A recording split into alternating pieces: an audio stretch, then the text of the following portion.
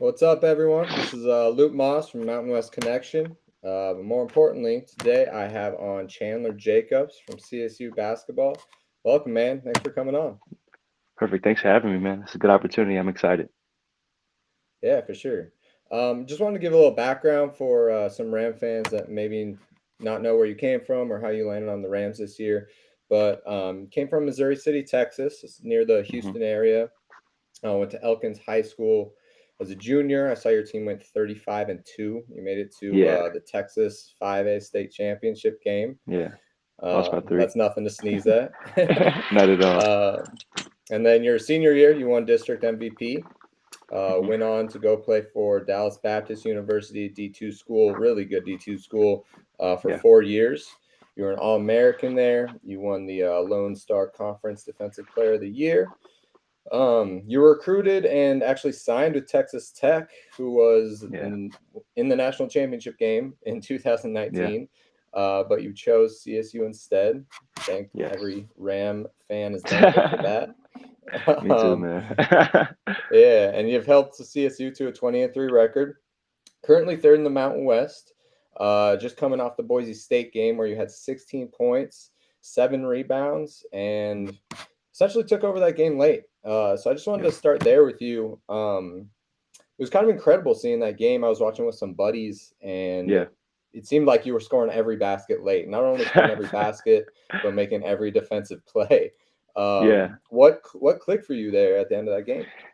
Man, I think just in that game in general, I was talking to Ali because my season from an individual standpoint has been a bit up and down. Some games I'll show flashes, other games it's like I'm not there. So, one thing that me and Ali talked about last week was just like getting back to feeling like myself, which is something that I don't think I've felt consistently, or at least on the court, more accurately. It's something that I haven't felt consistently in my playing, my games here. So last week we talked about it, we formulated like a list of very tangible, specific things that remind me, that make me feel like I'm playing like myself and I am being myself on the court, and just want to focus on those things. So once you made that list going into that Boise game, I knew exactly what it looked like for me to perform to the best of my abilities, and I just wanted to do that. Obviously, I made some big plays down the stretch, but I was in one of those zones where I wasn't even realizing that a lot of these plays were happening back to back, or like the things that I was doing. I was just trying to make the best play for our team to help get the win. So um, it was it was fun. It was cool. It was a good experience, and it was really just reaffirming for me that I have a great impact on this team, and I can have impact in more ways than scoring, which is really cool. So my teammates set me up to make some good plays. Um, they looked for me. I was able to make some shots and just made it happen. Yeah, what were those couple things that you talked to? I'm assuming you're talking about Ali Manesh, the assistant Yes, yes, coach. yes. Yeah. Yeah. What were a couple of those things you talked about for that game? Um, just want to be more aggressive on both ends of the floor. I think that with my build and just my athleticism, one thing that really something I can be really good at is just physicality, whether that's rebounding, whether that's attacking the basket, whether that's defending a good player, a good guard.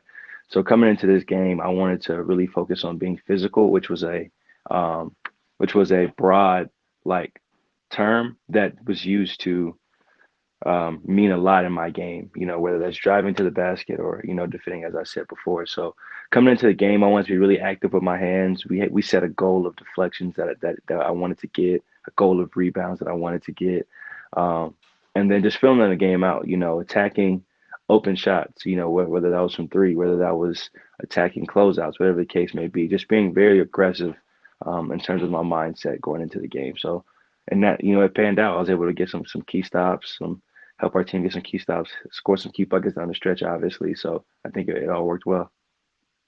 Yeah, and anytime you have a good game against Boise State, you're going to get some Ram fans on your side, definitely. Most Um, definitely.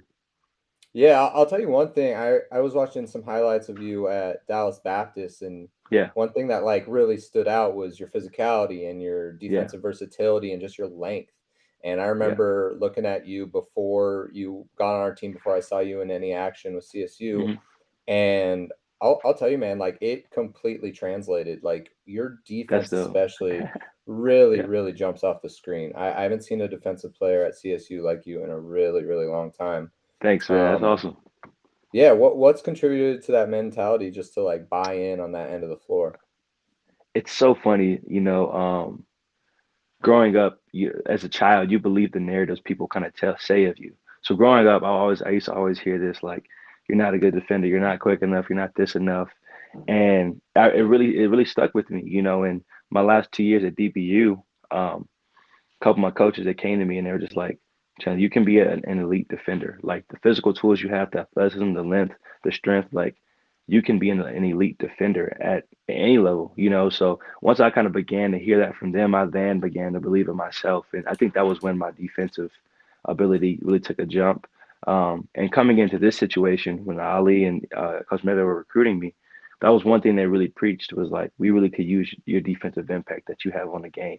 You can be someone who comes here and you're not the tallest guy in the world, but you, with your length and your strength and size and just everything, you can guard 1 through 3 for us.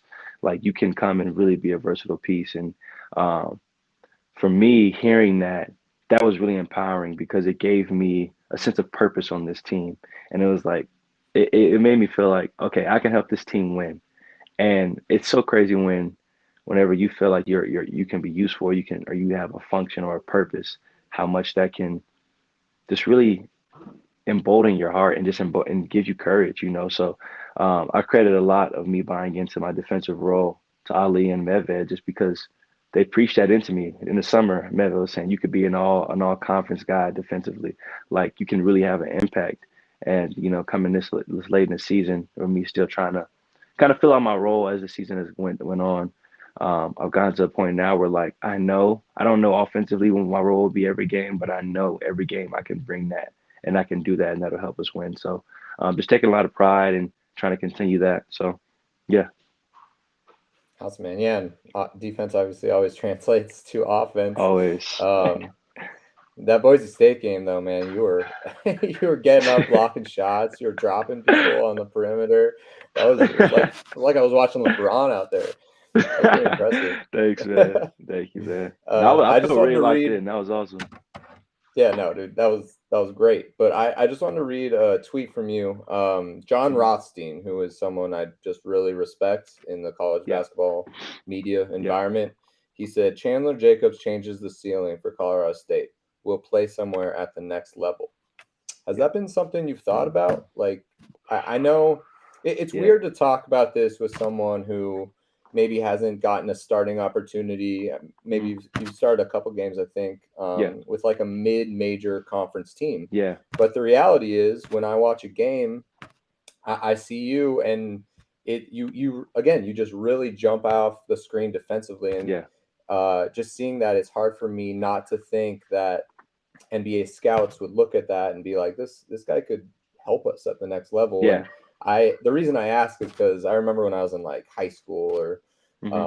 and I was playing sports, and I had a couple of kids on my team who were like high level college kids, and I knew Yeah, scouts were at my game. You know what I mean? yeah, And you're on a team hmm, with David Roddy, and yeah, so you're yeah. gonna get some That like guy's a NBA monster. guys at your game. Hmm. Is that something that ever goes through your mind, or is that something that you've thought about playing at the next level, or are you just kind of like living in the moment right now?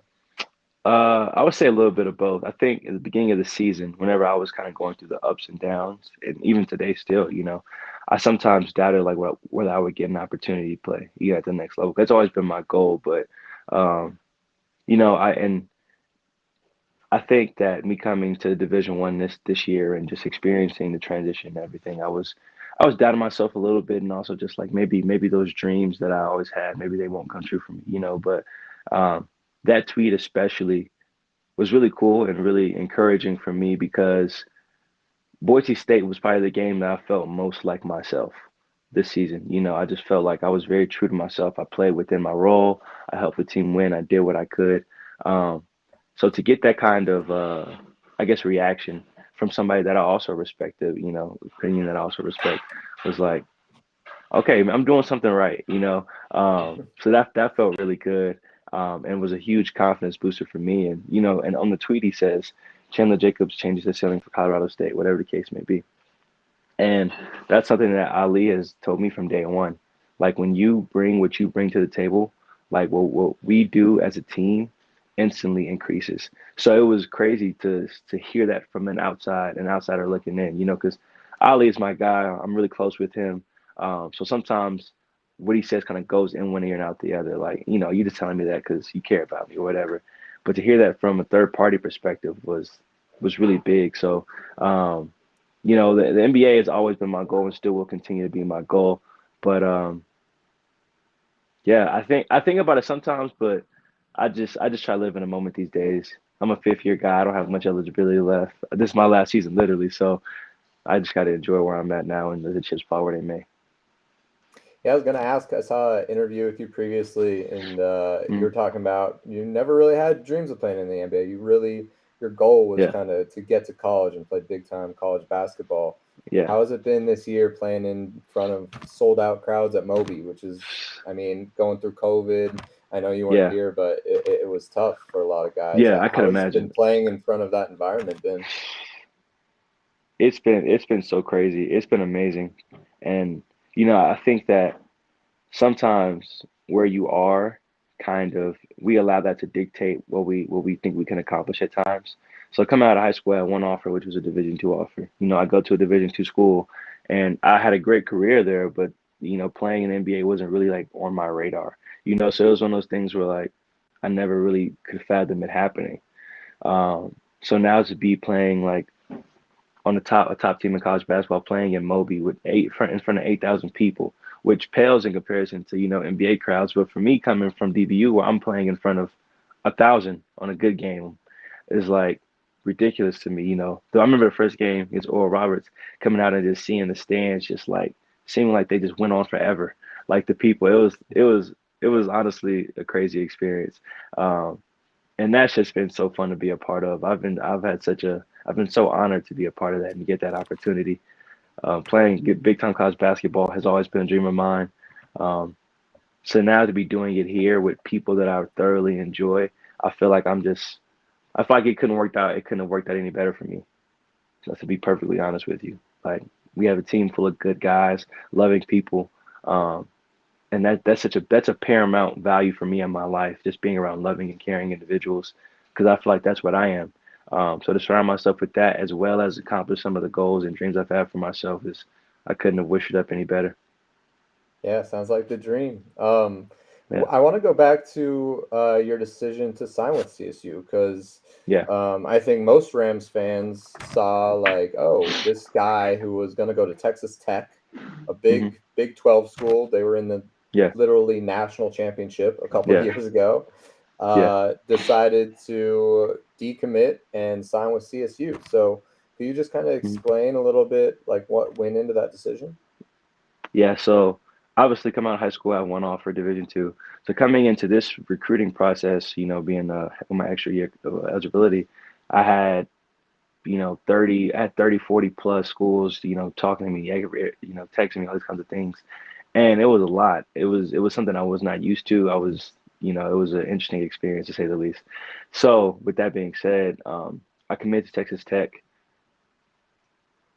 prematurely before I was ready to commit because I was ready for the process to be over. And there was little bit of pressure from them as well that kind of just was like, let me just get this over with. Let me just go here. I'm hearing everybody in my ear saying it's a good opportunity, all these kinds of things. And while it is a good opportunity, it wasn't the opportunity for me.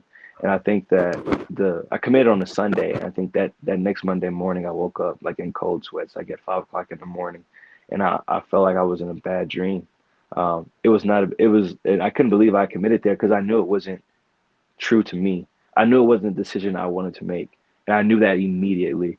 Um, and so, for that next week, I didn't really leave my house too much because every conversation I had was coming from a Division II school in Texas and committing to Texas Tech is like literally like a Disney movie. So every conversation I had was like, oh my goodness, I can't believe you're doing this for, all these kinds of things and Texas Tech this, Texas Tech that. So for probably about a week, I didn't really leave my house a whole lot. I was just in my apartment the entire time, trying to steer clear from people.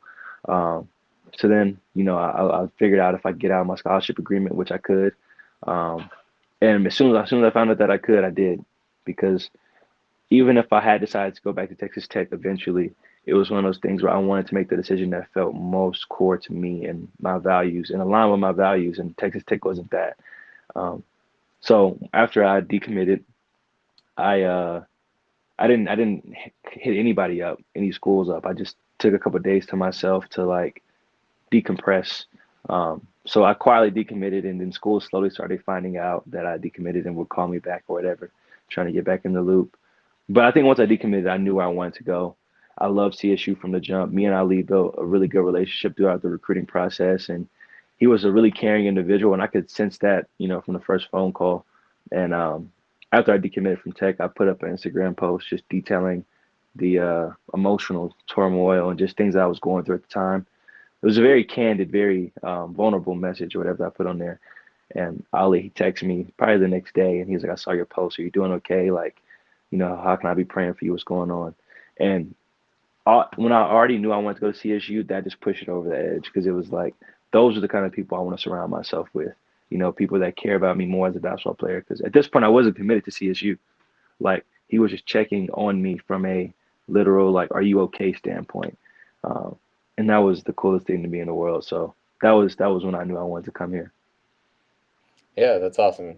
Always having someone care for you is Yeah, always what what makes things the best yeah, for situation. Do sure. you feel like you see a lot of like high school seniors make that decision, Hmm. right, and then Yeah, transfer out after that first year?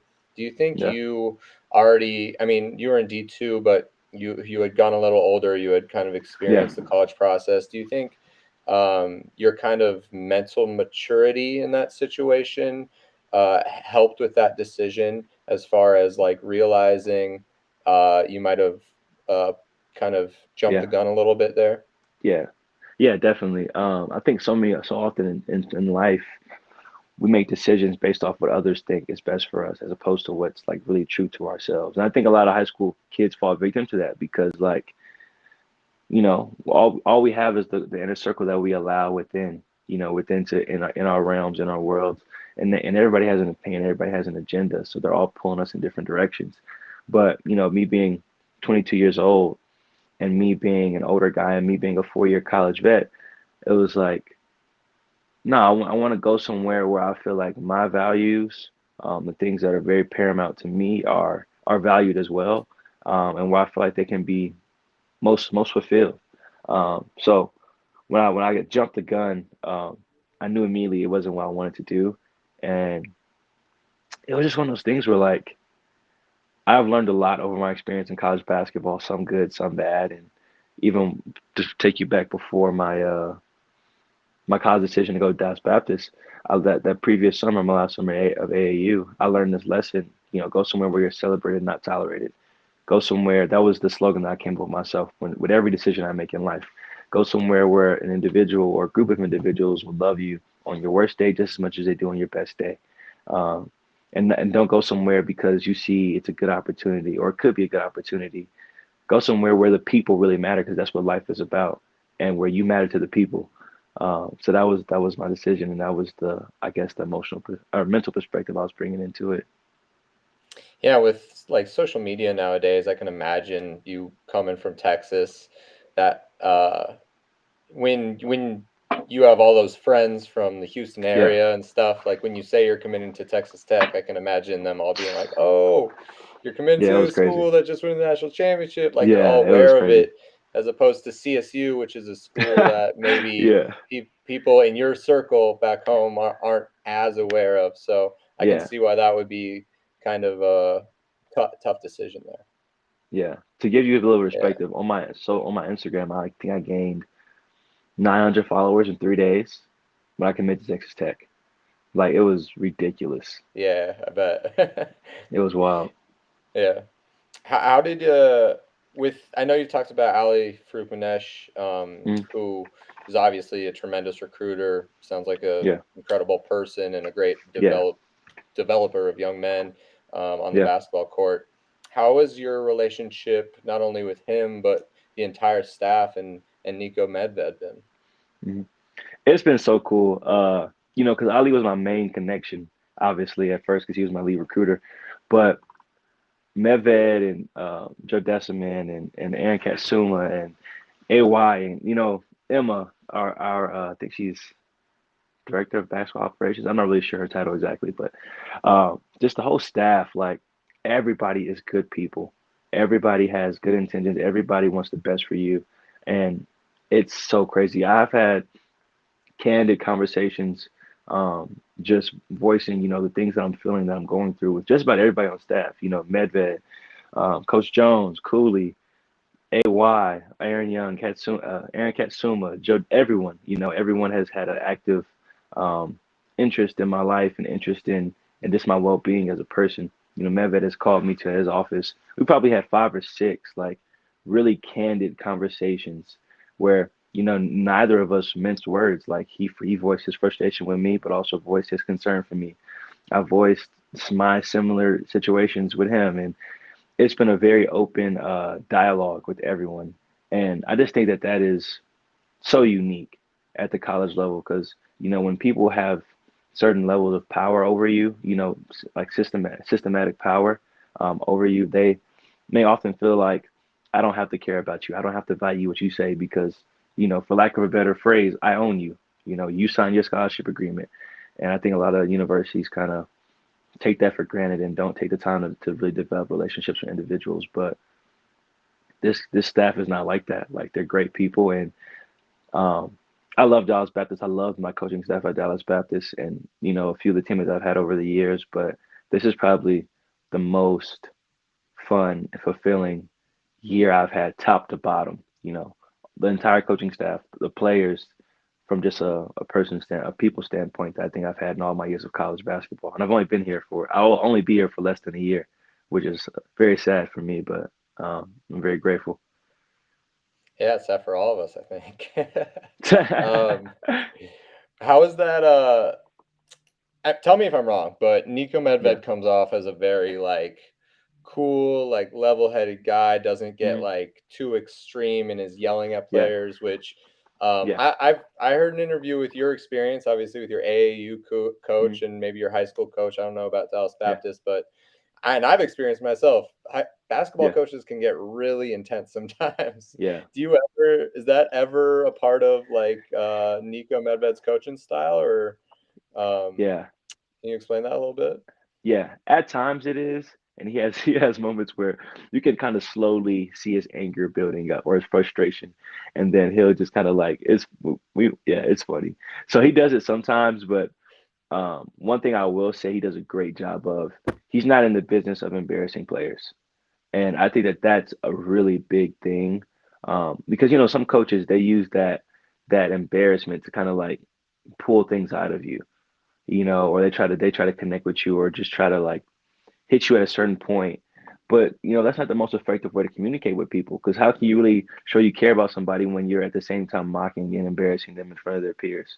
So it's a very contradictory thing in my book, at least from my perspective. So for Medved, he has moments where he'll yell and he'll get on us just as any good coach should, but then he'll also pull you to a side and say, "This is what I need from you. This is why I'm frustrated with you.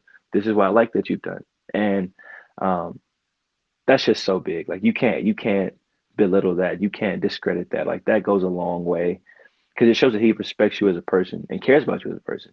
So he has his moments where you can slowly see his anger building and his frustration, but I think he does a good job of kind of keeping it in check and being cognizant of the message he's giving to us. All right, I want to play a little game. What's the worst thing a coach has ever said to you? Because I have a couple too that Ooh. maybe I want to share too with Okay, you. okay, perfect, perfect. Uh Man, I've been cussed out by coaches. Oh man, so many times. Um, AAU especially. My high school coach didn't cuss. He would say like that's some baloney instead of like saying BS. Like he wouldn't cuss. So he was a great guy. Um, and then my coach at DBU was a Christian school, so they wouldn't cuss really at all either. Um, but they would say, I guess, funny things. So like I had an assistant, like when he wanted to curse you out, or he wanted to say something, instead of cursing you out, he would say, "Jiminy Christmas," like what the hell are you doing? Like, and it's just funny things. So I think I've been fortunate in the sense that I haven't had a lot of experience with like terrible coaches that have just talked down on you, but I've had some funny experiences. What about you? There's this one time I just kept running the play wrong. I just like wasn't running around the right screen or Hmm. something. And my coach was just like, I swear to God, if you do that one more time, I'm gonna take out a saw and chop off your legs. And he just had a dead, like, just dead Oh, that serious is look. hilarious. The whole team was laughing, and he just didn't crack a smile, and I was just but the most demoralizing thing that ever happened to me was me and my friend were just, like, talking Yeah. during he was trying to run a drill, and we were just being Hmm. obnoxious or whatever, and Yeah. he sent us both to the freshman gym 'cause he to Okay. punish us or whatever, Yeah. and then he came in and we were doing the exact same thing. We were just, like, talking to Yeah. each other, joking around, and he, came in to the freshman gym, called my buddy who got sent in with me, to come back Hmm. out and just left me in there. So that was the most demoralizing thing because Yeah. I was like, Oh "Damn, yeah. That maybe this hurts. basketball thing isn't for me." No, literally, that hurts. Yeah, that was hurtful. No, I thought I'd just ask because I heard a couple, I heard you talk a little bit about how tough some of your AAU coaches were and stuff, and Yeah, I can definitely relate. they were. I can't remember anything that they said in particular. It was so long ago. That's like 5 6 years ago, which is weird to think about. But Yeah, I and not everyone on on the coaching staff was bad. Like I had a couple coaches that were amazing, that were really good individuals, and they were tough on me, but they still cared. But there was one guy in particular who was just very much just like just brat, just rash, and just like he would just say whatever came to mind, like immediately, and he didn't really care how it came across. And like sometimes, those messages are granted, but you also still as a human being talking to another human being, you have to be aware of what underlying message you're communicating to that person. What your words, what your actions beyond your words, the delivery is communicating to that person. And I don't think he was very good at that. So he's had some stuff in the past that's pretty ridiculous. Not just to me, but just to everybody. But yeah, yeah, it's like being a parent, right? You gotta yeah, you need to say stuff yeah, to your kids, but there's a certain point where it might yeah. traumatize them a little bit. No, 1000% exactly. Yeah. All right, Exactly. man. Well, again, I appreciate your time. Let's wrap this up. Just a couple Yeah. more things for you. What Okay. are some team goals for you the rest of the Hmm. year? And then what are some individual goals for you Okay. the rest of the year? Team goals. I think we want to play as long as we can. I think this one of those things where, obviously every team says they want to win a national championship. You can always just go with that blanket, statement, whatever. But I think from my perspective, the team goal is just to play as long as we possibly can. If that's a national championship, that's what it is. If that's the Sweet 16, Elite Eight, whatever that ceiling is for us, it's just to keep it going, for as much as we can, and to enjoy the process too. I think that to continue enjoying one another, because we are talking about this the other day, like there's no guarantee that obviously everyone comes back, one, but then two, there's no guarantee that you're ever in this position again, you know. So at this point, while you're here, enjoy it while you're here. So to enjoy it and to play for as long as we can as a unit. And from an individual standpoint, I wouldn't say I have any like, I guess, like very tangible like award kind of goals. I think the goal for myself is just to feel like myself every game from here on out. I think that if I do that, the results will take care of themselves. I'll contribute to winning. I'll have an impact, and I'll be able to do my thing. And that's my biggest goal. Just be myself in every game. Sweet, man. Well, Chandler Jacobs, man, I really appreciate you spending time with me. You have a game at New Mexico at the Yeah. Pit. Have you talked to the Yes. coaching staff at all about what that environment's going to be like? I've heard about it. I heard it's very intense, and obviously Wyoming just lost there last night. So, and Wyoming's a Yes. good team. So, Yeah. um, yeah, I'm sure it's gonna be intense, but we'll be ready. I'll be ready. We'll be good. One of the coolest college environments I've ever been to was at the Pit. Really? Yeah, it's a really, I would say just soak it in because it's going to be a really cool Yeah. experience. I'm excited. But I've tough seen environment. the incline. Yeah, The it's like incline you from the as a Go ahead. fan, you walk in and it's like it's literally a pit. You walk in and it's the court is That's crazy. below like the ground level. It's pretty insane. Ooh, that's actually kind of awesome. I'm excited. That's Yeah. awesome. Yeah, so that'll be a tough game. That's at 7 p.m. Mountain Hmm. Standard Time tomorrow. Again, nationally Yeah, televised on FS1. Thanks for spending some time, man. Really appreciate it. yes, sir. Thank you, man. Have a good day. You too.